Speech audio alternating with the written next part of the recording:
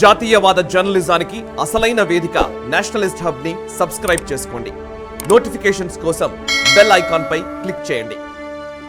ఆ రకంగా చూస్తే మన పార్టీని పక్కన పెడదాం. మన దృష్టిలో ఇప్పుడు మీకు ఎందుకని బీజేపీ అంటే వ్యతిరేకత ఉంటుంది, ఎవరికి వ్యతిరేకత ఉన్న వాళ్ళకి ఇది మతతత్వ పార్టీ ఆ భావం ఉంది కదా. 100% అగ్ర కులాలకి వత్తాసు పలుకుతుంది. బ్రాహ్మణుల పార్టీ పచ్చిగా మాట్లాడుకుందాం. బ్రాహ్మణుల పార్టీ అని అనుకోను కానీ బట్ ఎక్కువ మతతత్వ పార్టీ అనేది నమ్ముతాను నేను. కొంచెం దాని మీద విశ్లేషణ చేద్దాం మనం. తర్వాత విశ్వేశ్వరరెడ్డి గారి దగ్గర వద్దాం. ఖచ్చితంగా మతం అనేది రాజకీయాలని శాసిస్తుంటే, సమాజాన్ని వెనక్కి తీసుకెళ్తుంటే మనం గట్టిగా పోరాడాలి. ఫండమెంటలిస్ట్ ఇప్పుడు ఇరాన్లో ముల్లాలు కావచ్చు, అయతుల్లాలు కావచ్చు, మరో దేశం ఇంకోటి కావచ్చు, ఏం చేస్తున్నారు? ఆడపిల్ల ముఖం మీద ఆవిడ కప్పుకున్నా కూడా వాళ్ళు కోరిన రీతిలో కప్పుకోలేదని ప్రాణాలు తీసే పరిస్థితికి వచ్చేది. దాన్ని మనం క్షమించలేం. అట్లాగే బాల్య వివాహాలు ఉండాలి, తండ్రి చెప్పినట్టే ఈ పిల్లలు పెళ్లి చేసుకోవాలా, లేకపోతే కాప్ పంచాయతీలాగా ఉండి ఈ ఆనర్ కిల్లింగ్స్ ఉండాలా, వేరే కులం వాళ్ళు పెళ్లి చేసుకుంటే తలకాయ తీసి పారేయాలా, దాన్ని ప్రోత్సహించేటువంటిది ఎవరు చెప్పినా కూడా మనం నిర్ద్వంద్వంగా వాడిని ద్వేషించాలి, వ్యతిరేకించాలి. 100%. కానీ ఈవేళ నాకు అర్థమైనంత వరకు భారతీయ జనతా పార్టీ ఆధునికీకరణకి మార్గం చూపెడుతుంది.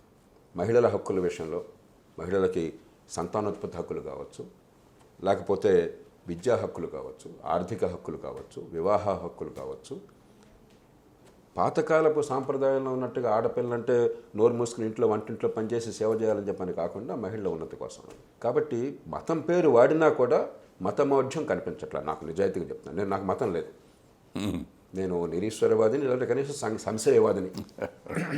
బుద్ధుడి తత్వం చాలామంది చెప్తారు. సంశయవాది అంటే రెండోది, హిందూ మతంలో మనందరం ద్వేషించే లక్షణం ఏంటి? అనాదిగా వచ్చింది పుట్టుకతో వచ్చిన అసమానత. ఆ మనిషి కష్టాన్ని బట్టి, మనిషి వల్ల సమాజానికి మంచిని బట్టి కాకుండా పుట్టుకని బట్టి నువ్వు గొప్పవాడు తక్కువవాడు నిర్ణయించిన మతం కాబట్టి మనం దాన్ని ఒప్పుకోం. ఈవేళ భారతీయ జనతా పార్టీ నాకు అర్థమైనంత వరకు అది ప్రతిపాదించట్ల. అందరినీ పెంచాలి, కులం అంతరాలు పోవాలి, ఆర్థిక అవకాశాలు రావాలి అంటే మళ్ళీ ఆధునికీకరిస్తున్నారు. అలా ఉన్నంత వరకు మతతత్వం అన్నది రాజకీయాలను ప్రభావితం చేయట్లేదు నా దృష్టిలో. ఇంకో రకంగా అనుకోవచ్చు, తప్పలేదు. కానీ నాకు అనిపిస్తుంది, చెప్తాను, ఫ్రాంక్గా చెప్తాను. అలాంటప్పుడు దాన్ని నేను పక్కన పెట్టేస్తాను. ఈ వీడియో మీకు నచ్చినట్టయితే లైక్ చేయండి, 10 మందికి షేర్ చేయండి. అలాగే కామెంట్ల రూపంలో మీ అభిప్రాయాలను మాతో పంచుకోండి. Nationalist hub group of channels ను సబ్స్క్రైబ్ చేసుకుని తెలుగునాట జాతీయవాద జర్నలిజాన్ని ప్రోత్సహించండి. ఈ వీడియో కింద ఉన్న బెల్ ఐకాన్ పై క్లిక్ చేయడం మర్చిపోవద్దు.